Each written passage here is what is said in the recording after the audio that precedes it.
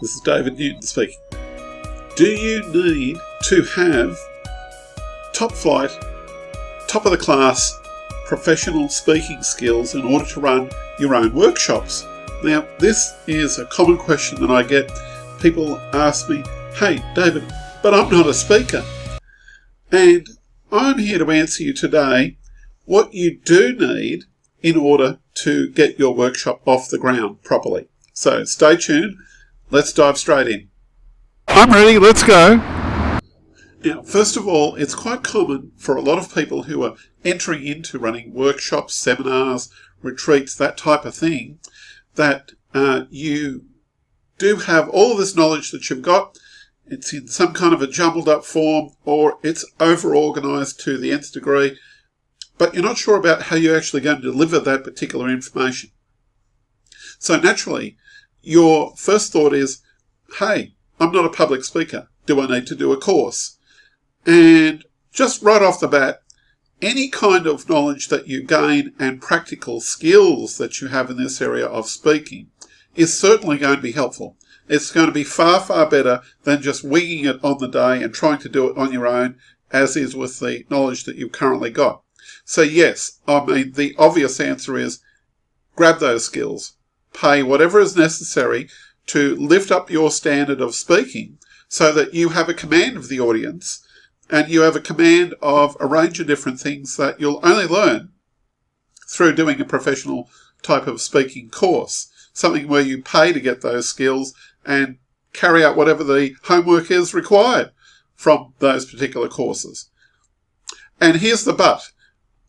Public speaking is often by itself not the only skill you're going to need as a speaker and running a workshop leading type of function for your own events.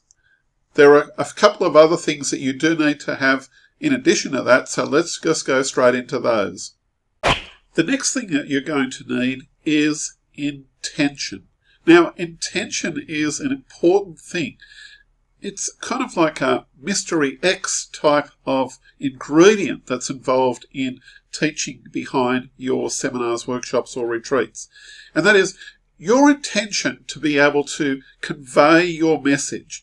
Remember, after all you're selling really is your ideas, your heart behind how you do what you do, and to communicate that so that somebody sitting over there can get the message and apply that to their own life, business, or work experience, or whatever the case might be. You've got to get that from you over to them. So in a sense, your intention is to sell them the idea on this is how things are going to be done. This is why things are done the way they are. And this is how you can replicate the results depending upon your circumstances and how to evaluate those circumstances the way I do over here. So you're communicating those intentions. And that's important that you're clear on what those intentions are. To be very clear, I mean, you can't really go into any kind of teaching scenario if you don't have it clear up here first. If those ideas are not completely worked out, defined in some kind of a way, and that you can put it in writing from start to finish, that's A, B, C, D, E, F, G, H, I, J, all the way through, and that you can define that, it's going to be very hard for you to communicate that to someone sitting there in your audience, let alone to be able to even attract them to come into that audience. So your intention is extremely vital. Is that right? Remember, people learn through a range of different mediums as to how they acquire their knowledge. And to some degree, this needs to be examined with your material. You need to put that under a microscope and figure out, now, if I was to teach this piece of the lesson that's a necessary part, how would somebody over here understand it?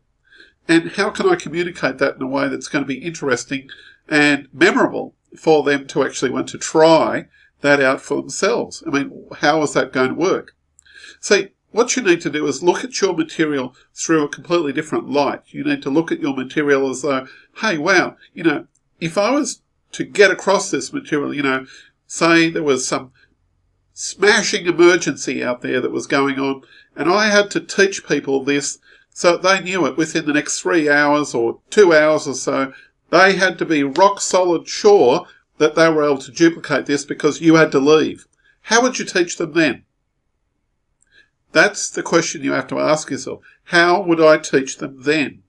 And with whatever tools and knowledge that you have or that you can acquire from other people, who would you say could be useful in being able to help you acquire those teaching skills?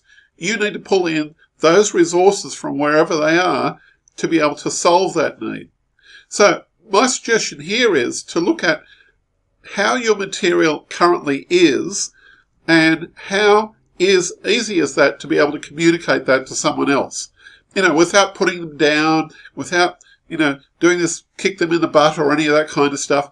You have to work out a way that's exciting and interesting for them to be able to want to take up that knowledge of their own fruition, from their voluntary status rather than being pushed into it. Because if they have to be pushed into it, they're going to resist and they're going to walk away from it.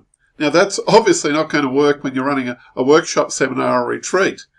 You want them to come to you in such a way that they're excited about this and they're excited about the learning process as well as the material that they're learning. And this could even be, sure, you can put people through a game for the entire day of your workshop. You might get to day 2 and say, folks, we're going to dispense with the notes here today.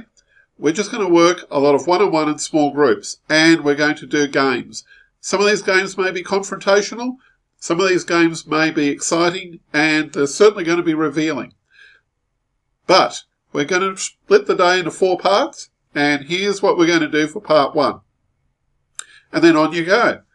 That may be a way how you can communicate what you have to communicate, which you won't be able to do through notes and a lecture board or a whiteboard or butcher paper or some other thing like that.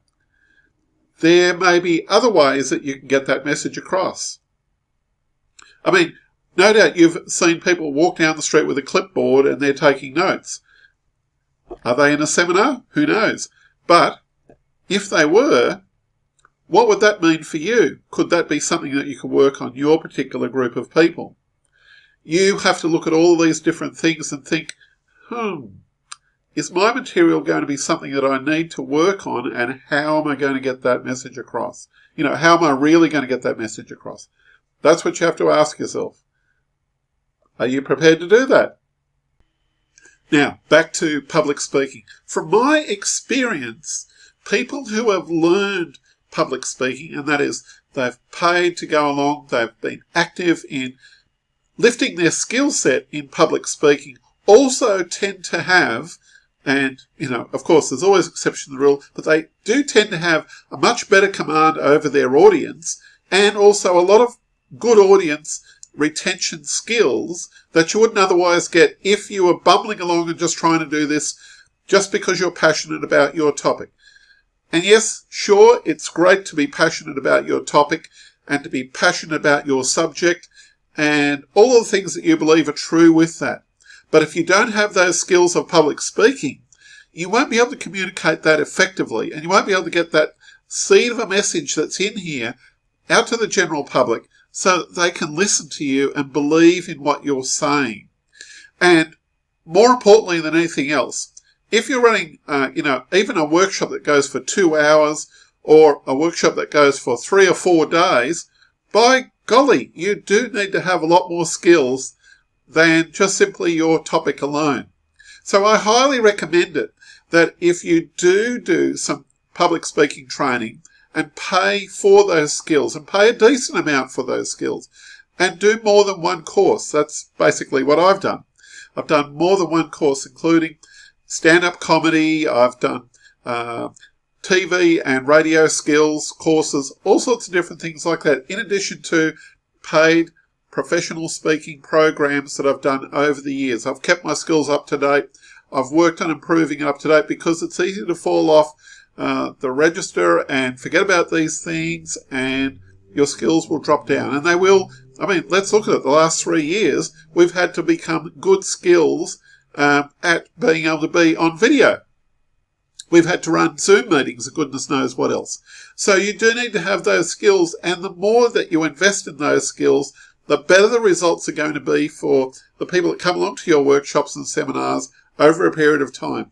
And they're the people that you want to care about the most, because if you work on yourself, imparting skills to them is going to be extremely important. Yes, public speaking is very important, but how do you construct all of that knowledge that you've got and put it into some kind of a usable format that's going to be exciting for your workshop participants to enjoy listening, learning, and partaking in? That's the topic that we've got on our next video. So just follow the link on this page, and I look forward to seeing you there. Consider also subscribing. Just click on the subscribe button and consider subscribing to our channel so that you can actually learn more about these different techniques and how to boost your events and how to improve your seminars, workshops, and other business events that you're running. This is David Newton speaking. Look forward to seeing you on the next video.